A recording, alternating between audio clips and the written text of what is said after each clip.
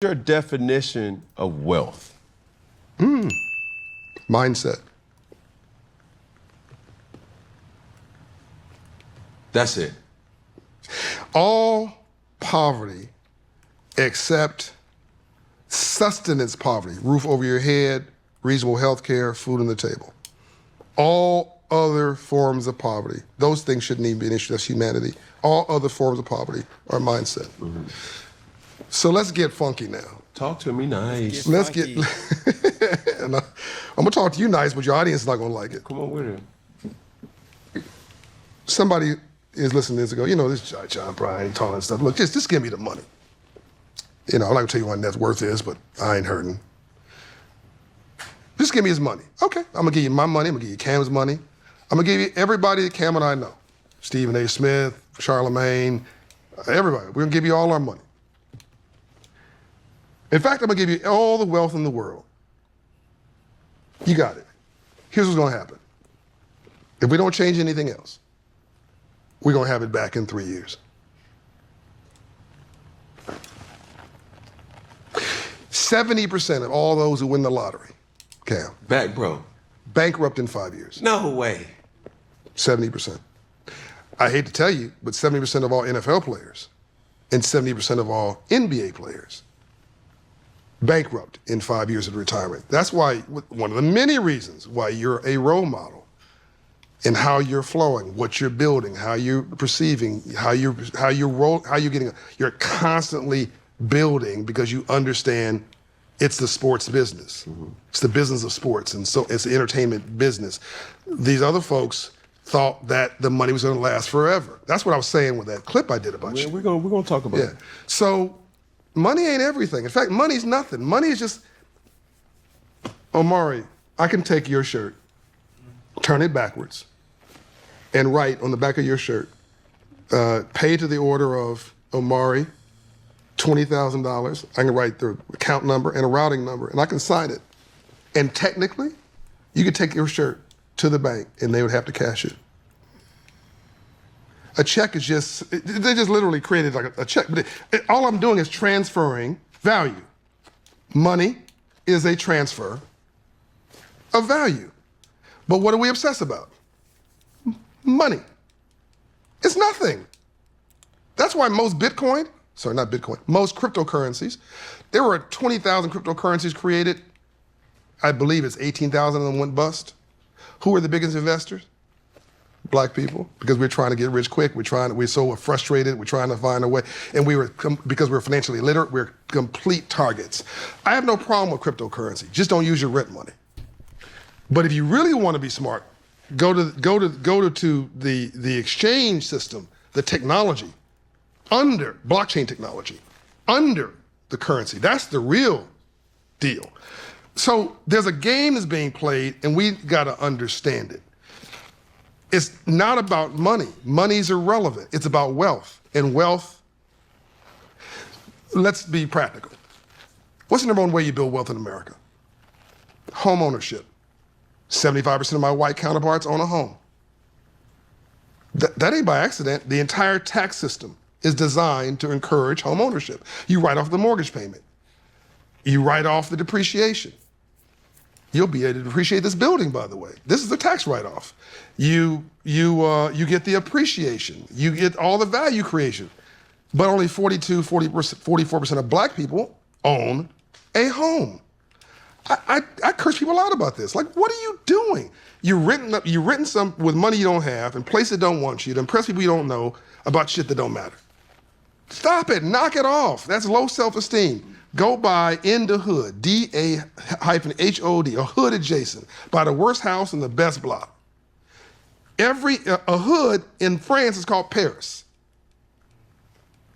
A hood in the UK is called London. A hood in Turkey is called Istanbul. This is like inner city, centrally located real estate. And we're giving it away. Every hood in America is a gold mine. Between where we are and the airport is the next gold mine. Buy it and do not sell it. So, but I'll be on a show and people if it was a call-in show, somebody would call in. Yo, man, I don't like what John Bryant's saying. We don't own the home, the bank owns a home. if you don't pay, and by the way, if I gave you the loan, just to make it real clear, and you don't pay me, I'm gonna own the home, your home. Business is not personal. Capitalism is a gladiator sport. We gotta get out of this emotion stuff. We gotta get to the basics.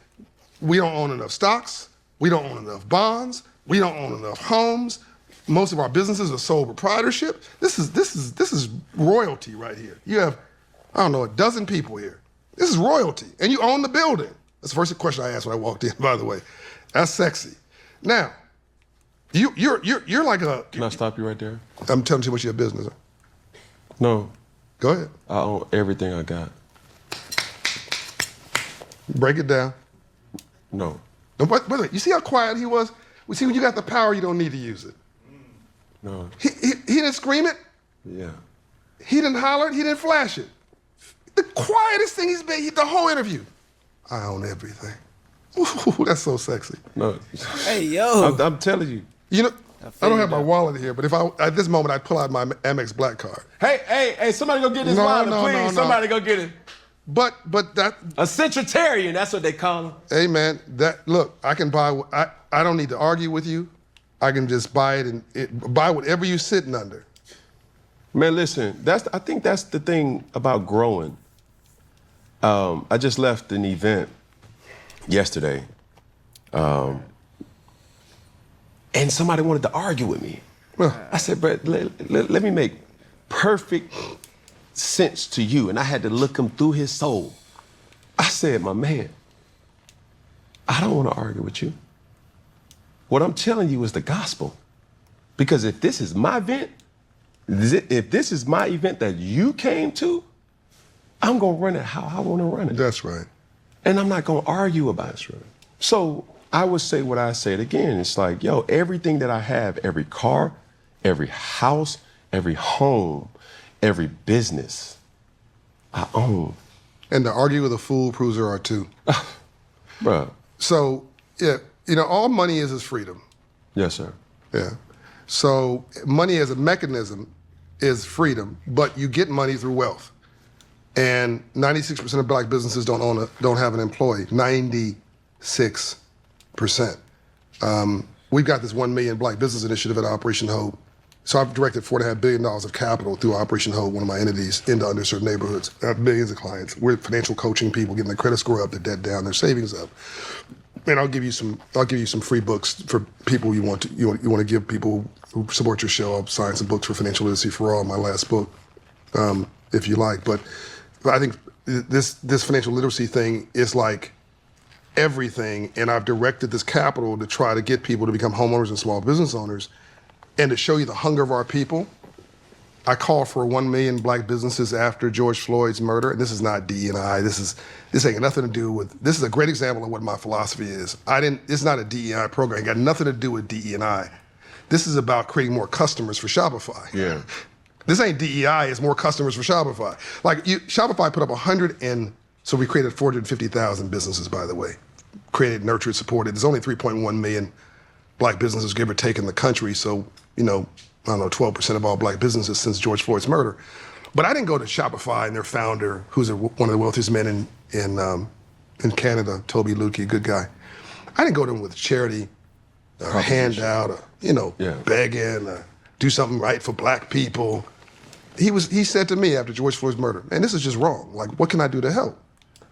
I also didn't say hook me up or hook my cousin Pookie up, right? I was like, let me think about this for a minute. So I sent him a letter and I said, help me create 1 million black businesses, Cam. Right. And I heard nothing. So after about a week, I wrote him a note and I said, man, look, Toby, thanks for asking, brother. Really appreciate you for caring. I recognize you didn't respond, so you're not interested. I'll see you around. We'll do something else down the road. Talk without being offensive. Listen without being defensive. Always leave even your adversary with their dignity. Because if you don't, they'll spend the rest of their life working to make you miserable.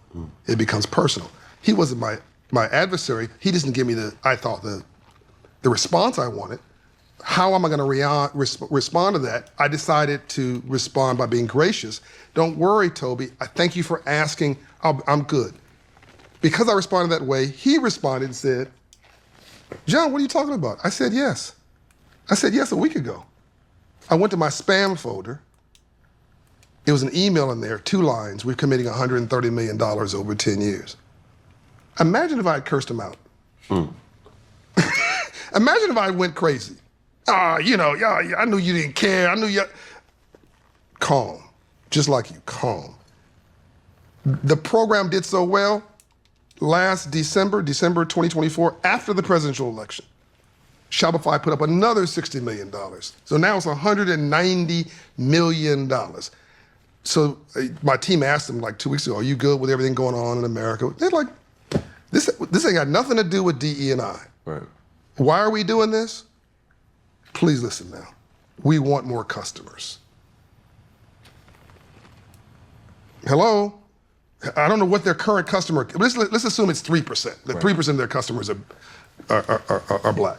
Well, they wanted 10% that were black. Yeah. That's my case to everybody. You want more customers, you want better employees, you want more market share.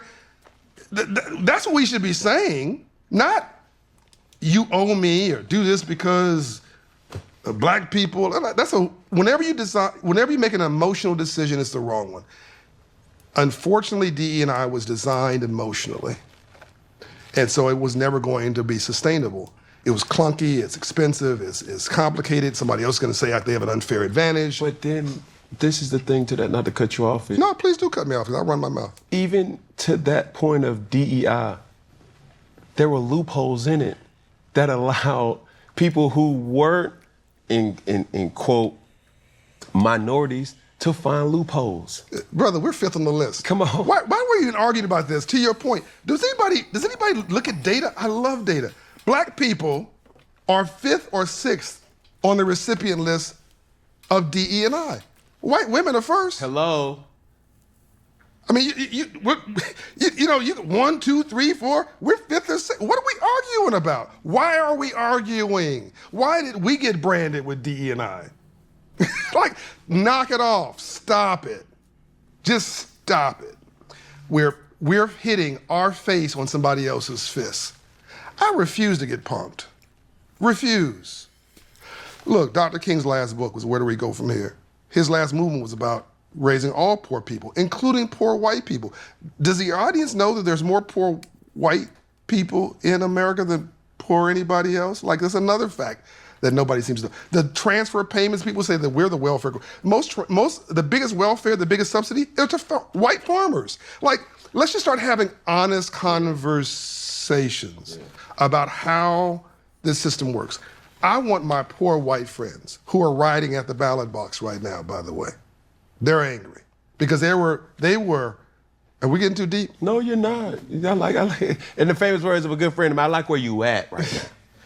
Look, poor whites, this is why I laugh at people who just say it's all about racism.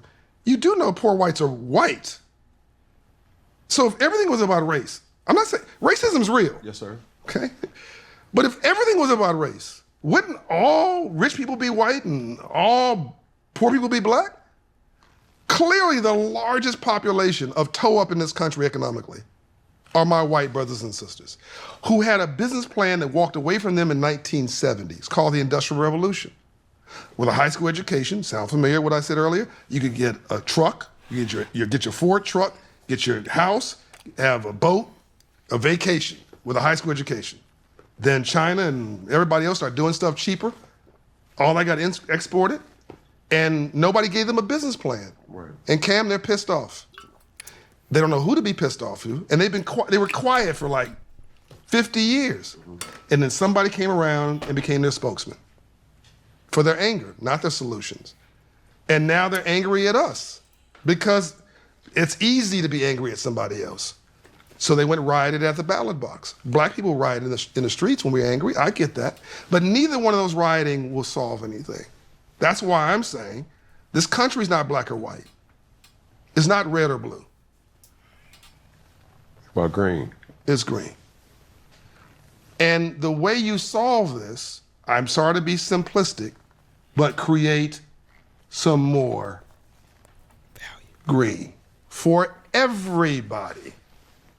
Everybody. Because AI is not just going to kick our ass. It's going to kick my poor white friend's ass who have a high school education. The number one group dying in America are high school educated white men dying from opioid addiction. That's depression. That's depression. That's lost hope. It's lost aspiration. Like, we're all in this mess together, but we're spending so much time fighting with each other and throwing rocks at each other that nobody is courageous enough to actually have a solution. And to me, I just see it so clearly, and I'm not interested in speaking Mandarin, Chinese in 20 years. I want, as messed up as this country is, I've been to 100 countries, Cam. You've traveled all around the world. As messed up as this country is, it's the best deal on the planet. I don't want to destroy it, I want to make it better. And I don't know another place where I can go from Compton and South Central to talking to you as the 0.01%. Couldn't have happened in Germany, couldn't have happened in France. Help me out here. Couldn't have happened in China, couldn't have happened in Korea. I mean, go around the world. You, sitting here as free, economically independent black men able to talk and say whatever we like. For sure. You talk mess in China, see what happens, you disappear. Talk mess in Russia, you disappear. Talk mess in North Korea, Iran, and 2 dozen other countries, you disappear. Then you have no economic opportunity. So capitalism and democracy are horrible systems, except for every other system. Yeah. And people say, oh, I want socialism. Even if you want to distribute money like a socialist, you have to first collect it like a capitalist. I mean, I could do this all day and all night. This is not complicated. Yeah. People just don't know what they're talking about. Oh, I want to go live in the Nordic countries where socialism is. They've got timber, they got oil, I can go on. That's capitalism. They just have a huge tax policy. So yeah, there's no poor people, but you don't see any black people at the top either. So yeah, you don't fall through the cracks, but you don't end up at the top. America, we can reformat this and reframe it. Be the change we want to see in the world. This is a new Reconstruction period. Everything's about to change. Everything is changing. We're a part of a revolutionary as we speak. That part. We out. Hope y'all took some notes in this video.